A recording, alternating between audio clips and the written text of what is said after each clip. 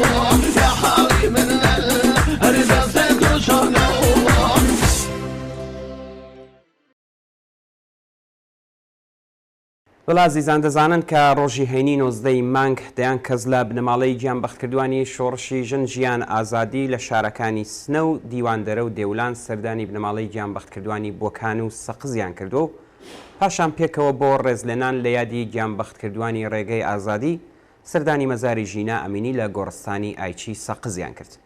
بەشدار بووان لە حاڵێکدا وێنەی ئازیزانی گیانبەختکردویان بەدەستەوە گرتبوو لە نێو گەماڕۆی هێزە سەرکوتگەرەکانی ڕەژیمدا گوێیاندا بە بابەتێک کە لەلایەن دایکی زیندویات هومەن عەبدوڵڵاییەوە خوێندرایەوە.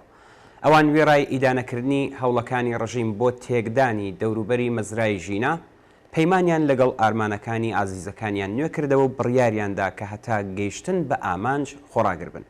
هەروەها لەم کۆبوونەوەیدا دایە شەریفە دایکی نەمر ڕامین حسەین پەناهی لە کۆتایی ڕێوڕسمەکەدا گوڵی پێشکەش بە باقی دایکانی بەشداربوو کرد. ئەم کارە جوانە لەلایەن بنەماڵەی سەربەرزی گیانبەختکردوانی شۆڕشی ژینا ترسی خستۆتە نێو بەکرێگیراوانی کۆماری ئیسلامی بۆیە لە ڕێگای گەڕانەوەدا دوومین و بووسی هەڵگری دایکان و باقی ئەندامانی بنەماڵە گیانبەختکردوەکان کەوتنە بەرهێرشی هێزە سەرکوتگەرەکانی ڕەژیم و بەپێی ئەو هەوڵانە کە بە کۆمەڵە بەپێی هەوڵانی کە بە کۆمەڵەتیوی گەیشتووە 40 کەسیان لێ دەست بەسەر کرابوو. ئەم کردەوە ترسنۆکانە ئەو پەڕی ئالۆزی و داماوی فەرماندەکان و سیاسەتدا ڕێژەرانی ڕەژیم نیشان دەدات و ئیرادەی خەڵکی ئازادی خواست بۆ درێژەی شۆڕشی ژینا پتەوتر دەکات. گەرچی بەشێک لە دایکان و منداڵەکانیان ئازاد کردووە بەڵام بەشێکی دیکە لەم ئەزیزانە لە گرتوخانەدا ڕاگیراون. کۆمەڵە لە ڕاگەاندنێکدا وێڕای مەحکومکردنی دەستگیری دایک و باوکانی داغدار کە پەیگیری خوێنی جگەرگۆشەکانیانن باس لەوە دەکات کە هیچ گومانی تێدانە خەڵکی تووڕە و ئازادی خواز لە ئێران و بە تایبەت لە کوردستان خوازیاری ئازادی دەستبەجێی دەست بە سەرکراوان دەبن. لە ڕاستیدا بنەماڵەی سەربەرزی گیانبەختکردوان لە جیاتی ئەوەی ئەژنۆی خەم و پەژارە لە باوەش بگرن لە دەوری یەک کۆ دەبنەوە و خەمی لە دەستانی ئازیزانیان کردووە بەهێز تا ڕێگایان بەردەوام بێ. بێگومان کۆماری ئیسلامی ناتوانێت بەر بە عەزم و ئیرادەی ئەم خەڵکە بگرێ بۆ گەیشتن بە ئاواتەکانیان.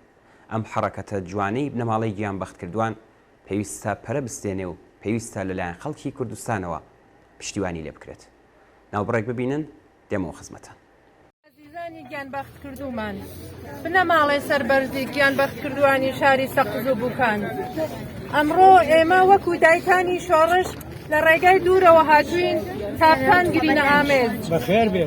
ئێمە بنەماڵەی گیانبەختکردوان ڕژانی خوێنی کەس و کارمان لەم شۆڕشەدا هەستی هاوبەش و گیانی هاوبەش و خەمی هاوبەشی بۆ دروست کردوین. ئێمە لەو سەری کوردستانەوە هاتوین تا دەستان بە گەرمی بگۆشین و پێتان بڵێن کە تەنیا بە یەکگردووی و یەکڕێزی ئێمە بنەماڵەی گیانبەختکردوانە دەتوانین درێژە بە ڕێبازی ڕۆڵە ئازیزەکانمان و هەروەها بۆ ئەوەی خوێنی بەناحەق ڕژاویان فەراموش نەکرێن. ئێمە وەک دایکانی شۆڕش دەستی هاوکاری بۆ هەموو دایکە شەهیدێک درێژ دەکەینەوە و داواکارین با پێکەوە بین تا سەرکەوتن. بژی یاد و نامی سەرجەم شەهیدانی شۆڕشی ژینا سەربەرزی بوو بنەماڵە و کەسوکارە ئازیزەکانیان بە نوێنەڕایەتی دایکانی شۆڕش مانگی جۆزەردان. شاکە بەسیانی تۆڵا! شاکە بەسیانی تۆڵا!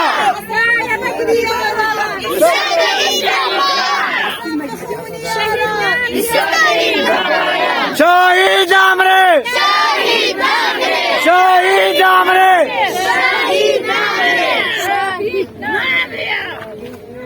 کاکم زد خارمانه! شهیدی کردستانه! کاکم زد خارمانه! ئازیزان هەر لەم پەیوەندیەدا دەبێ ئاماژە بۆ بکەم کە پاش بانگەوازی پێشوەختەی چالاکوانانی سەقز بۆ مانگرتنی گشتی بە مەبەستی پشتیوانیکردن لە بنەماڵە دەست بەسەرکراوەکانی گیانبەختکردوانی شۆڕشی ژینا ڕۆژی سێشەممە 23 مانگی جۆزەردانی 1402 هەتاوی بە گشتی دوکان و بازاڕەکانی سەقز مانگرتنیان ڕاگەیاند و هەموو دوکان و بازاڕەکانیان داخستووە.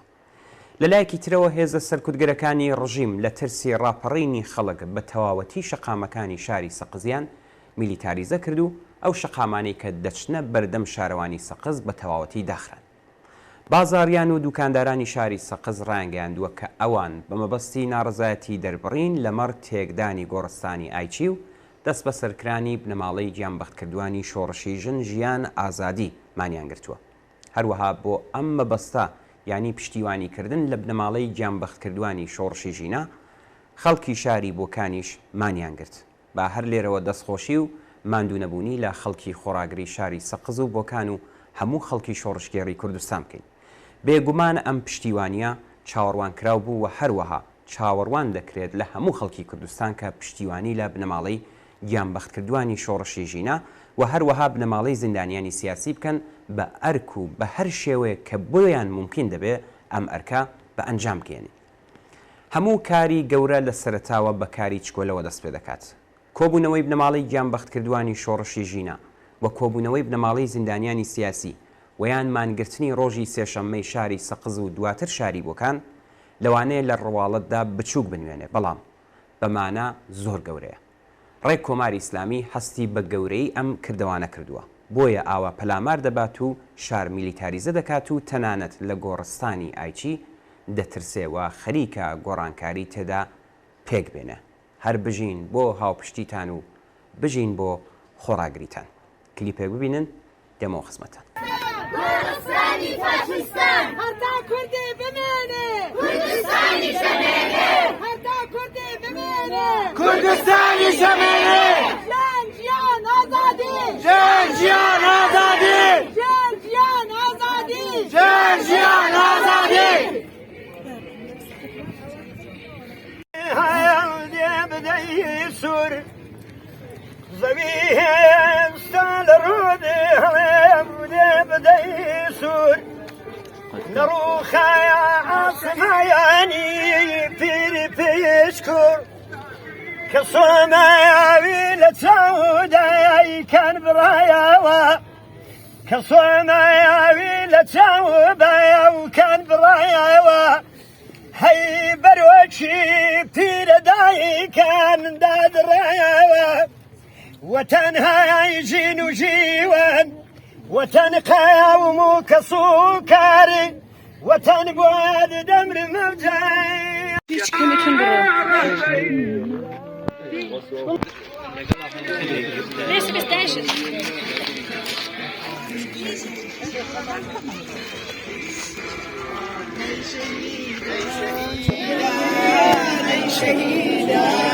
نامرێنا و نشیدان نامرێنا و نشیدان نامرێنا نشانتان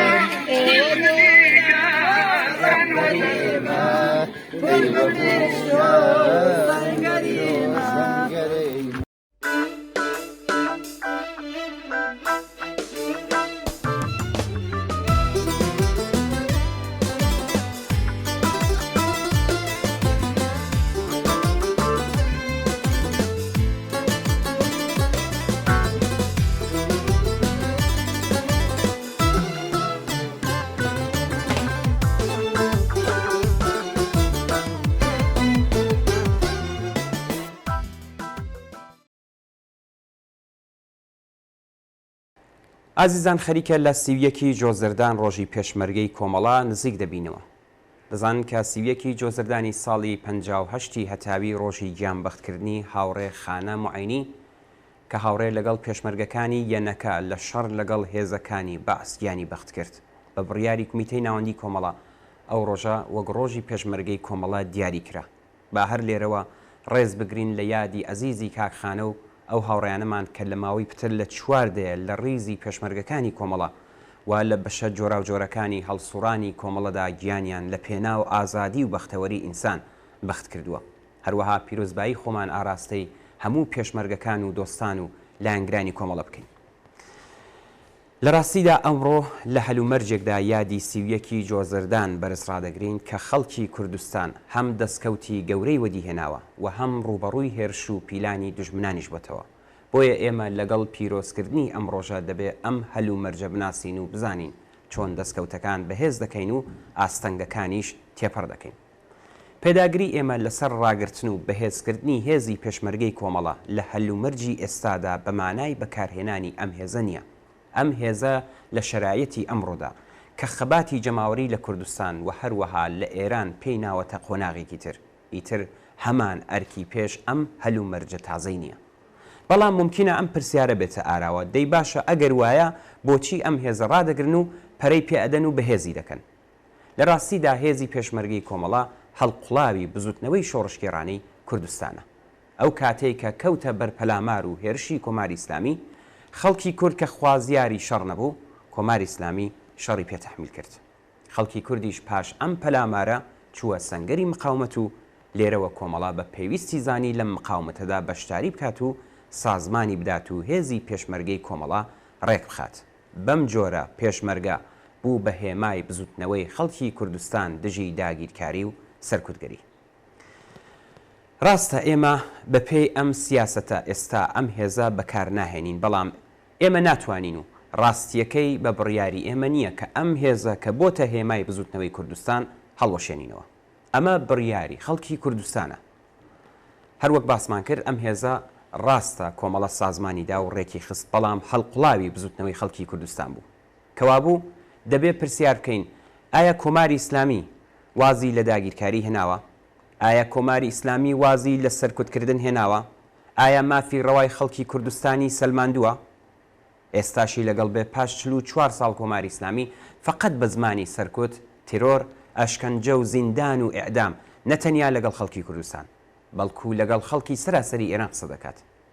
لە ئاوا شرایەتێکدا کوا مەعقولە خەڵکی کوردستان خۆی لە شێوازێکی دیاریکراوی خەبات دوورکاتەوە کە بە قوربانیدانی زۆر بەرهەمی هێناوە. هەروەک باسکرا چ بەکاری بێنی و چ بەکاری نەهێنی کۆماری ئیسلامی هەر بەم بۆنەوە گوشار دێنێت تا ئەم بزوتنەوەیە بێورە بکات و شکستی پێبێنێ. هەر بۆیە ئەم هێزە دەبێ بپارێزرێ. ئێمە زۆر جار باسمان کردووە و دووپاتی دەکەینەوە. خەڵکی کوردستان عاشقی چەک هەڵگرتنی. چەک هەڵگرتن بە سەریدا سەپاوە تا کاتێک هەمووی ئەو هۆیانە کە بوونەتە هۆکار بۆ چەک هەڵگرتنی خەڵک جێبەجێ نەکرێ ڕەوانیە خەڵکی کوردستان واز لەم شێوە لە خەبات بێنێ. دیارە بەهێزی دەکات و دەیپارێزێ وەک پاڵپشتی خەباتی ئەمڕۆی خۆی تا مسەوەگەربوونی مافەکانی. کەوابوو پێداگری دەکەینەوە تا دیکتاتۆری و زەوتکردنی ماف سیاسەتی داگیرکەران بێ خەڵکی کوردستان چەک لە شانیان ناهێن نەخوار و هێزی پێشمەرگەش دەمێنێ. بەڵام ئەرکەکانی فەرق دەکات و ئەمڕۆ پتر لە جاران خۆی تەرخانی کاری سیاسی بۆ بەهێزکردنی خەباتی جەماوەری دەکات. جێخۆیەتی کە جارێکی تر و لە پێشوازی ڕۆژی پێشمەرگەی کۆمەڵا جەخت لەوە بکەینەوە کە کۆمەڵە بۆ وەدەستهێنانی مافی ڕەوای خەڵکی کوردستان سوورتر لە جاران لە سەنگەری بەرگری لە مافی ئەم خەڵکە بەردەوام دەبێت. وەک هەمیشە قەڵای قایمی دیفاع لە کرێکاران و زەحمەتکێشان دەبێ و بە ئەم مەبەستە و بۆ گەورەکردنەوە یەکگرتنەوە و هاتنەوە مەیدانی کۆمەڵەیەکی خەباتکاری جەماوەری تێدەکۆشێ و هەوڵەکانی تا ئێستای لەم بوارەدا چڕتر دەکاتەوە. ئێستاش ئێمە بم بوونەوە کە نزیک دەبینەوە لە سیویەکی جۆزەردان ڕۆژی پێشمەرگەی کۆمەڵا کۆپلە شێرێک کە لەلایەن هاوڕێ محەممەد قادری نادراوە بۆ بەرنامەی ئێمە بینەران دەخوێنینەوەتە. بە بۆنەی ڕۆژی پێشمەرگەی کۆمەڵا واتە سیویەکی جۆزەردان. هەموو ساڵێک لەم ڕۆژەدا وا خەریکە وزەی هیوا لە شیماندووی هەژارانی کوردستانم بەتی نەکات گەروی وشتیان ئاودێر ئەکات غونچەی گوڵی شۆڕشێکی نێ لە دەرونیاندا دەپشکوێنێت زەماوەندی شۆڕشێکی چینایەتی بەرپا ئەکات. هەموو ساڵێک لەم ڕۆژەدا ئاواتی بەرزی گیانبەخت کردوانی ڕێی سوسیالیزم جارێکی تر ڕێگای تازە نیشان ئەدا. چاوەڕوانی بەرپابوونی زەماوەندی بووکی هیوای خۆیان و هەژارانن. جارێکی تر بەو هیوایە وزەی شۆڕشێکی نوێ لە نێو دڵی هەژاراندا جێی خۆی بگرێ. هەموو ساڵێک لەم ڕۆژەدا وا خەریکە ئاڵای بەختەوەری شۆڕشی چەوساوەکان لەسەر لووتکەی چیاکانی ئەم وڵاتە لە ناو کوچە و خیابانی شارەکان لە مەجبوراوە و هەمزاوەکان لە ناو هەموو کارگا و کورە پەسخانەکان خۆ دەنوێنێ بڵێ سەی مەشغەڵی دەستی هەژارانم شەوە زەنگی کوردستانم ڕەوشن ئەکا بانگەوازی شۆڕشێکی نێ جارێکی تر هەر وەک هەزاران جاری تر لە ناخەوە تەزووی بیری سەرفەرازی لە ناو دڵی لاو پیری کوردستانم بەڕێ ئەکا هەموو ساڵێک لەم ڕۆژەدا کڵپەی گڕی ڕاپەڕینی چەوساوەکان کۆشک و سەرای دوژمنانی چینایەتی دەلەرزێنێ و وێرانەکە وا خەریکە لە ناو گەروی شەوە زەنگی هەژارانی کوردستانە چرای هیوای بەختەوەری مەشغەڵی شۆڕشێکی سوور لە دەرونی هەمومانە خۆ دەنوێنێ زۆر سپاس بۆ هاوڕێ محەممەد قادری بۆ ئەو کۆپلە شعری کە بە بۆنەی سیویەکی جۆزەردان ڕۆژی پێشمەرگەی کۆمەڵە بۆ ئێمە و بینەرانی نرد سپاس بۆ هاوڕێ محەممەد ناوبڕێک ببینن دێنەوە خزمەتتان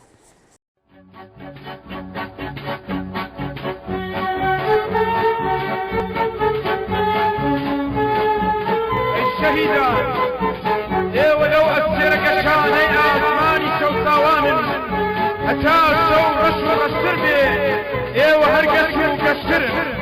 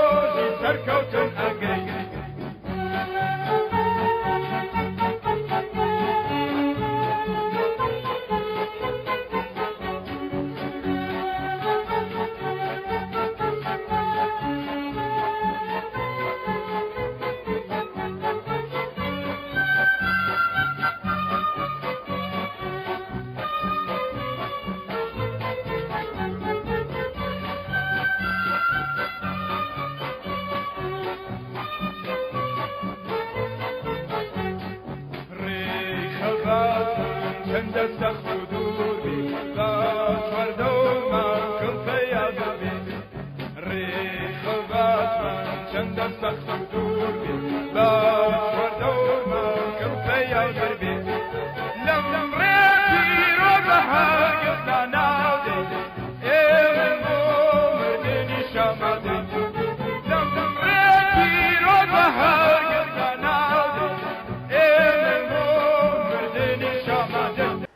بەڵێ ئازیزان لەم بەشەدا پرسیارێکمان بواتوە لە هاوڕێ عارف پرسیاری لێکردوین کە ئەمڕۆ زۆر یەک لە میلە سیاسیەکانی ئۆپۆزیسیۆن میلە سیاسیەکان باسی شۆڕش دەکەن بۆ چوونی ئێوە لەم بارەیەوە چییە؟ بە سپاسەوە لە هاوڕێ عارف دیارە لەم بارەوە قسە زۆر و مەجای بەرنامەکەمان کەمە تا بەوردی باس لە سەر ئەم بابەتە گرنگە بکەین بەڵام بە کورتی دەتوانین بڵین شۆڕش گۆڕانێکی کەیفی و بنەڕەتیە ئاڵوگۆڕێکی بەرین و بنەڕەتیە لە ژیانی کۆمەلگادا واتای شۆڕش لە کۆمەڵناسیدا ڕووخانی سیستمێکی کۆمەڵایەتی کۆن و لە کارکەوتووە و جێگرتنەوەی بە سیستمێکی کۆمەڵایەتی نوێ و سەردەمیانەتر کەوابوو ئەتوانین بڵین کاتێک باسی شۆڕش دەکەین نابێ وەک ڕووداوێک بیبینین و ئینتزارمان وابێ زوو خێرا بە ئەنجام بکات بۆ نمونە شۆڕشی مەزنی فەڕەنسا کە نزیکەی 200 ساڵ لەمە بەڕوویدا و ماوەیەکی خایاند و شۆڕشێکی بورژوازی بوو بۆ ئەوەی سیستمی دەرەبەگایەتی کۆن لە ناوبات و لە جێ ئەودا سیستمی سەرمایهداری نێو پێشکەوتوتریدانە شۆڕشی مەشروتە لە ئێران شۆڕشێکی بورژوایی بوو چونکە هەرچەندە کۆتایی پێنەهێنا و سەرکەوتنی تەواوی بەدەستنێنا بەڵام لەسەر بنەمای خانەیەکی بۆ گەن و فێئۆداڵی لێدرا ڕێگەی گەشەی کۆمەلگا و بەشداری جەماوەری لە دیاریکردنی چارەنووسی وڵاتدا خۆش کرد شۆڕشی مەزنی ئۆکتۆبری 1970 رووسیا شۆڕشێکی گەورەی کۆمەڵایەتی بوو کە لە ساڵی 1905 زاینی دەستی پێکرد بوو چونکە بە لە ڕیشەکەندنی سیستمی دەرەبەگایەتی و سەرمایهداری کۆن و بنیاتنانی کۆمەلگای سوسیالیستی نوێ کە گەورەترین گۆڕانە لە مێژووی مرۆڤایەتیدا مێژووی بەرەو ئاخارێکی جیاواز برد مەسلەی بنەڕەتی لە هەر شۆڕشێکدا پرسی دەسەڵاتی سیاسی دەوڵەتیە گرتنی دەسەڵات لە چینی حاکمی ماوە بەسەرچوو شۆڕش گەورەترین شێوازی خەباتی چیناتیە ئەوە چین و توێژە پێشکەوتن خوازەکانن کە لە ڕێگەی شۆڕشەوە قوڵترین و بنەڕەتترین گۆڕانکاری لە بواری ئابووری ئایدۆلۆژی و سیاسیدا دروست دەکەن و سیمای بە تەواوەتی دەگۆڕن دەکرێت چەندین جۆر شۆڕشی کۆمەڵایەتی جیا بکرێنەوە بۆ وێنە شۆڕشی بورژوازی شۆڕشی بورژوا دموکراتیک شۆڕشی سوسیالیستی و هێچەت بۆ دیاریکردنی جۆری شۆڕشی کۆمەڵایەتی گرنگە بزانین هەر شۆڕشێک چ ناکۆکیەک چارەسەر دەکات چ ئەرکێکی کۆمەڵایەتی جێبەجێ دەکات چ چینێک لە دەسەڵاتدا دەبات و چ چینێک لە ڕیزی پێشەوەی ئەو شۆڕشەدایە بەم جۆرە دەتوانین بڵین شۆڕش بەهێز و بە بەشداری جەماوەری خەڵک ئەنجام دەدرێت هیچ شتێکی هاوبەشی لەگەڵ کودەتا و شۆڕشی نیوە دەرباردا نییە و ئەم جۆرە کارانە کە لە مێژوودا نمونیان زۆرە لەگەڵ شۆڕشدا نایەنەوە شۆڕش ڕاپەڕینێکی جەماوەریە بۆ ئەوەی لە بنەڕەتەوە سیستمی کۆمەڵایەتی موجود بگۆڕدرێت وەک ئەوەی ئێستاش ئاخێزێکی جەماوەری گەورە و بەرین لە ئاستی کوردستان و ئێران بە تایبەتمەندی خۆیەوە لە ئارادایە ئەم ئاخێزە جەماوەریە دوای قەتڵی حکوومەتی ژینا ئەمینی و لە کوردستانەوە چەخماخەکەی لێدرا و بە پێشەنگایەتی ژنان و لاوان و هاوڕێتی باقی چین و تۆیژەکانی دیکەی کۆمەڵ بەرەو ئەوە دەچێت ببێتە شۆڕشێکی بناغا هەڵتەکێن و ئاڵ و گۆڕی سیستم و دەسەڵات بە قازانجی کرێکاران و زەحمەتکێشان و تۆیژی زۆر لێکراو بکاتە بابەتێکی حتمی و ڕژیمی کۆنەپەرستی ئیسلامی سەرمایە بەرەو زبڵدانی مێژوو بێت ئەتوانین بڵین لە ڕوانگەی ئێمەوە شۆڕش بریتیە لە ململانی نێوان هێزە کۆمەڵایەتیەکان بە ئامانجی بەدەستهێنانی دەسەڵاتی سیاسی یان حکوومەت جگە لەو شتانە کە باسمان کرد لامان وایە تا ئەو کاتەی قەیرانی قوڵی ناو حکوومەت ئاشکرانە بێت ینی لێک نەترازێ کە چی دی ناتوانێت درێژە بەدەسەڵاتدات تا ئەو کاتەی خەڵک بە گشتی ملکەچی هەلو مەرجێک نەبن کە بە سەریاندا داسەپاوە و سەرنجام تا ئەو کاتەی کە هێزی جەماوەر بە بەردەوامی لە فۆرمێکی سەرتاسەری و هاو ئاهەنگدا لەلایەن ستایفێکی سەرکردایەتی متمانە پێکرا و ڕێکخراوەوە نەبینرێت ناتوانین باس لە چوونە ناو قۆناغی شۆڕش بکەین بارودۆخی ئێستا ئاماژەیە بۆ قۆناغی دۆخی شۆڕشگێڕی یان بە فارسی دوورە پێش ئێتلای ئینقلابیە هەموو دیاردەکان ئەومان پێدەڵێ کە لەم دۆخەدا خەریکە هەنگاو دنێ بەرەو دەورەیەکی تر دیارە لەوانەیە ماوە بەبات و ئەمە تەبیعەتی هەر شۆڕشێکە بە ئاوات و ئارەزوو شۆڕش ناکرێت تا ئەو کاتەی خۆی پێبگات و کەس ناتوانێت پێشبینی بکات مهم ئەوەیە ئێستا خەڵکی کرێکار و زەحمەتکێشی ئەم وڵاتە نان هەوێت چیتر ئیدامە بەم ژیانە بدەن بەڵام دەسەڵات هێشتا لێک نەترازاوە چۆن ئەمە ڕوودەدات بەردەوامی شۆڕش کاریگەری ڕاستەوخۆی دەبێت لەسەر ئەم بابەتە و لە هەمان کاتدا ئەم خەڵکە بە ڕێکخراوکردنی خۆیان خۆ ئامادە دەکەن تا شۆڕشی خۆیان مەسەوەگەر بکەن. ناوبڕێکی کورد ببینن دووبارە دێمەوە خزمەتە.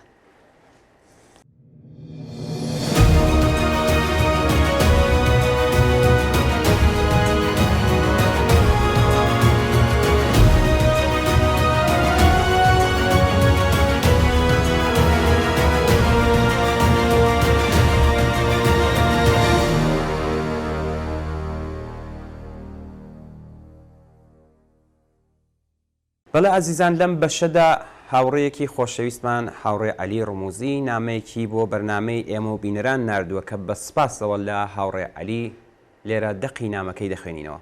کاک عەلی نووسیوێتی شۆڕشی ژینا لە چەندین مانگ لەوە پێشەوە بەهۆی قەتڵی حکوومەتی کچە لاوێکی سەقزی بەدەستی هێزی چەکداری ڕژیمی ئێران لە کوردستانەوە دەستی پێکردو بە سورعەت چەندین شاری گەورە و چکۆلەی هەم لە کوردستان و هەم لە شارەکانی دیکەی ئێران گرتە بەر.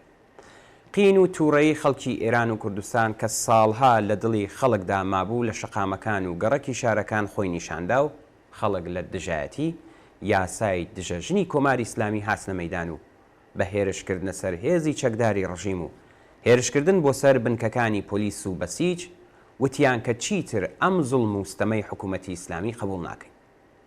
ژنان و کچانی شۆڕشگێر بە فرێدانی لەچکەکانیان و هاتنە مەیدانیان ئەمەلەن بوون بە ڕاهبەر و بزوێنەری ئەم خەباتە. ئەوە زیاتر لە چەندین مانگ بەسەر دەستپێکی ئەم شۆڕشەدا دەگوزارێت. بە هەزاران نەفەر لە ژنان و پیاوان لەو شۆڕشەدا گیانیان لەدەستاوەیان کەوتنە زیندان و بەشێکیان ئەعدام کران. بە سەدان هونەرمەند وەرزشکار و کەسانی چالاک لەم شۆڕشە دفاعیان کرد. فرێدانی لەچکە کە سمبولی حیجابی ئیجبار بوو کرا بە دیاردەیە کە تا ئێستاش ئیدامەی هەیە. کاک عەلی لە درێژەی نامەکەدا دەڵێ بەداخەوە خەڵک ئەگەرچی بێزارن لە دەسەڵاتی کۆماری ئیسلامی بەڵام بە ملیێنی نەهاتنە سەر شەقام. بۆیە شۆڕشی ژن ژیان ئازادی لە یەکەم قۆناغی خۆیدا نەیتوانی ئەم حەرەکەتە بەرەو ڕووخانی حکوومەتی ئیسلامی بات. بەڵام سەرەڕای ئەوە توانی ئەوە بسەلمێنێت کە ژنان و پیاوانی شۆڕشگێر ئیتر هەروە بە ئاسانی بۆ ڕژیمی ئیسلامی سەرکوت ناکرێن. ساڵانی پێشوو ژنی ئێرانی بەبێ حیجابی ئیسلامی نەیدەتوانی بچێتە دەرەوە و بۆ کارکردن. ئێستا بە هەزاران ژن بەبێ حیجاب و چارشێو دەچنە دەرەوە و ئەمەلەن پۆلیس و هێزی نظامی ڕژیم هیچیان پێ ناکرێت. ئیدامەدانی ئەم شۆڕشە لە گرەوی پێویستبوونی شارە گەورەکان و یەکگرتووی کرێکاران و کارمەندان و دانیشتویان و خەڵکی مەدەنی کۆمەلگای ئێرانە و بەداخەوە ئەوە ئەو نقطە زەعفەی ئەم شۆڕشەیە. بەلابردنی ئەم زەعفە و هاتنە مەیدانی ملیۆنی خەڵک زۆر بە ئاسانی دەکرێت ڕژیمی جمهوری ئیسلامی لە زۆر ئەرسەدا وادار بە پاشەکشە بکرێت بە هیوای ئەو ڕۆژە کە خەڵک بە هێزی یەکگرتووی خۆیان ڕژیمی ئیسلامی بەرەو نابودی پاڵپێوەنێن. ئێمەش زۆر سپاس لە کاک عەلی دەکەین و هیوادارین بەردەوام بێ لە ناردنی نامە و پەیام بۆ بەرنامەکەمان. ناوبڕێکی کورد بینن دێمەوە خزمەتە.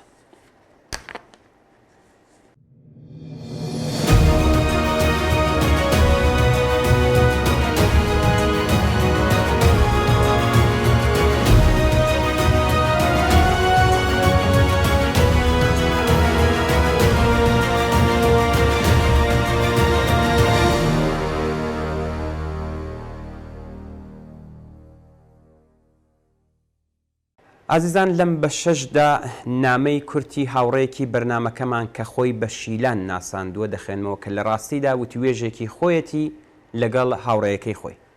شیلان نووسیوێتی چەند ڕۆژ پێش ئێستا لەگەڵ هاوڕێیەکم قسەمە کرد. ئەو کە بۆ خۆی یەکێک لە چالاکانی ئەترازەتەکان بوو لەوە زۆر نیگەران بوو کە شەقامەکان وەک جاران لە جۆش و خۆشدانین و بۆیە کۆماری ئیسلامی خەریکە تۆڵە دەستێنێتەوە. لەنێو قسەکانیدا ئەم پرسیارە بەرچاو بوو کە بەڕاستی دەستکەوتی ئەم ئێعترازاتە چی بوو. من چەند خاڵم بۆ باس کرد، یعنی ئەمە شیلان نووسیەتی. وتم شیلانگیان چاو بکە خەڵک لە سەرەتاوە بێزار بوون لە کێبڕکەی دەسەڵاتی فراکسیۆنەکانی حکوومەت بە دروشمی ئیسلاح تەڵەب ئوسولگەرا کۆتاییات. هاتنە مەیدان و تەقەدوسەکانی حکوومەتی ئیسلامی و بنەما ئایدۆلۆژیەکانی ئەم ڕژیمەیان کردە ئامانج. تا دوێنێ هەموو شتێک مۆری یەواشەکی پێوە بوو. بەڵام ئەمڕۆ ڕاشکاوانە هەموو شتێک چۆتە ژێر پرسیار.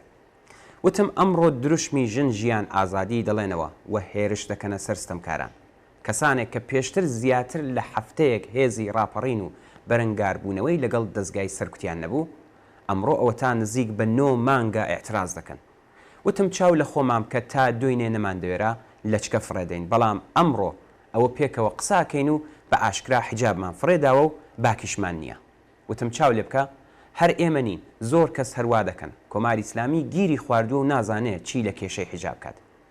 شیلان لە درێژەی نامەکەدا دەنووسێ وتم ڕاپەڕین کە پێدەچوو ناوەندی سەرەکی خۆی لە تاران هەبێت گەشەی کرد و فراوانتر بوو. ناوەندەکانی بەرخۆدانی وەک سیستان و بەلوچستان، کوردستان، ئەهواز و گیلان و هەموو ئێرانی تەنیەوە. ئەم ڕاپەڕینە سنووری ئێرانی بەزاند و پشتیوانی جیهانی بۆ خۆی بەدەستێنا. وتم چاو لە کردەوەکانی کۆماری ئیسلامی بکە، هەر ئەوە تۆڵە سەنەوەیە کە تۆ باسی دەکەی. گرتن و ئەزیەت و ئازار و زیندان و ئێعدام هەمووی نیشانەی ترس و نیگەرانیە لە داهاتووی ئەم شۆڕشە. هەروواکە قسەمان ئەکرد و ئەو بە مۆبایلەکەی خۆی خەریک بوو، خێراوتی ئەو ڕاگەیانەی کۆمەڵە کە باس لە هێزکۆکردنەوە لەسەر سنوور و هەڕەشەی پەلامار بۆ سەر بارگاکانی هێزە سیاسیەکان لە هەرێمی کوردستانن دیتوتە؟ وتم ئەرێ دوێنێ دیتم. ئەویش هەر دەچێتە پاڵ ئەو تۆڵە سەنەوەی لە شۆڕشی ژینە. هەمووی ئەمانە بە ئێمە ئەڵێ کە ڕژیمی کۆماری ئیسلامی لە شتێک زۆر نیگەرانە. ئەو شتەش هیچ نییە جگە لە سەر هەڵدانەوەی شۆڕشی ژینانە بێ. کۆماری ئیسلامی هەمووی ئەم کارانە دەکات تا بە خەیاڵی خۆی بەر بە سەر هەڵدانەوەی ئەم شۆڕشە بگرێت. وتم ڕاستە شۆڕش لە شەقامەکاندا کشاوەتەوە، بەڵام هەر بەردەوامە. بەردەوامی شۆڕش لەو ئێعتراز و مانگرتن و کۆبوونەوانەدا ببینەوە. ئەمانە وردە وردە خەریکن ڕێگا دەپێون تا سەرنجام وەک ڕووبارێکی بەخڕ ڕێدەکەوێ و کەند و کۆسپەکانی سەر ڕێگای لا دەدات و لەگەڵ خۆی دەبات. زۆر سپاس بۆ ئەو بینەرە ئازیزەمان بۆ ئەو نامەی کە بۆی ناردین. ناوبڕێکی کورد بینین دێنەوە خزمەتە.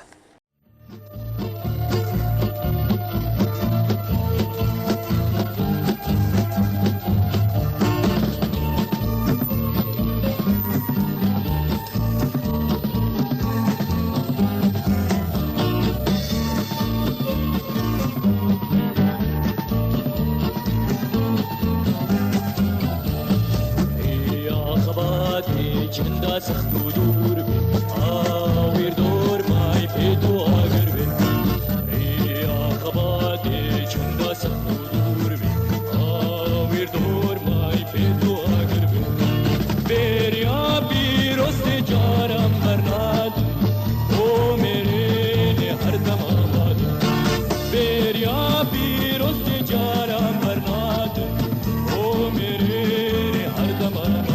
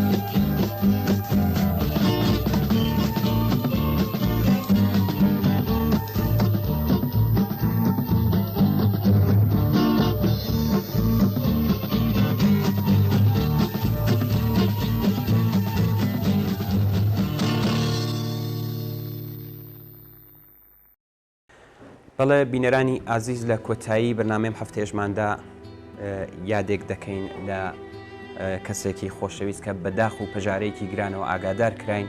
ڕۆژی دووشەممە 22 جۆزەردان هاوڕێ و دڵسۆزی کۆمەڵە و ڕێبازی سوسیالیستی لە کوردستان کاک زاهید غەفاری خەڵکی شارۆچکەی شوێشە سەر بە ناوچەی کەڵاتەرزان بەهۆی جەڵدەی دڵواتە سەکتەی دڵ ماڵاوی لە ژیان کرد.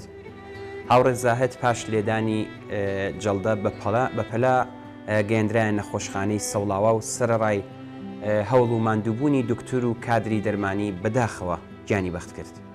کاک زاهید ساڵی 1345 هەتاوی لە ئاوایی شوێشە چاوی بەژین پشکەوت و لەگەڵ کار و ڕەنج و چەوسانەوە ئاشنا بوو. ئەم ئازیزە هەر لە سەرەتای لاوێتیەوە چالاکی خۆی گرێدا بە کۆمەڵە و یەکێک لە یاوەر و دڵسۆزانی کۆمەڵە و ڕێبازی سوسیالیستی لە ناوچەی کانی کەڵاتەرزان و ژاوەڕۆ و خۆشەویستی جەماوەری ئەو ناوچانە بوو. مەرگی لە ناکاوی کاک زاهید کۆستێکی گەورە بوو بۆ بنەماڵە، دۆستان، خەڵکی ناوچەکە و کۆمەڵە. تەرمی هاوڕێ زاهید لە ئاوایی شوێشە بە خاک سپێردا. ئێمەش بەم بۆنەوە لە تلوزێنی کۆمەڵەوە لە قوڵایی دڵمانەوە لایەن هەموو ڕیزەکانی کۆمەڵەوە سەرخۆشی گەرممان پێشکەش بە بنەماڵە کەسوکار، ئازیزان و خەڵکی دڵسۆزی شوێشە و کەڵاتەرزان دەکەین و شەریکی خەمیانی. یادی کاک زاهیدی ئازیز بۆ هەمیشە بەرز و بەڕێز بێت.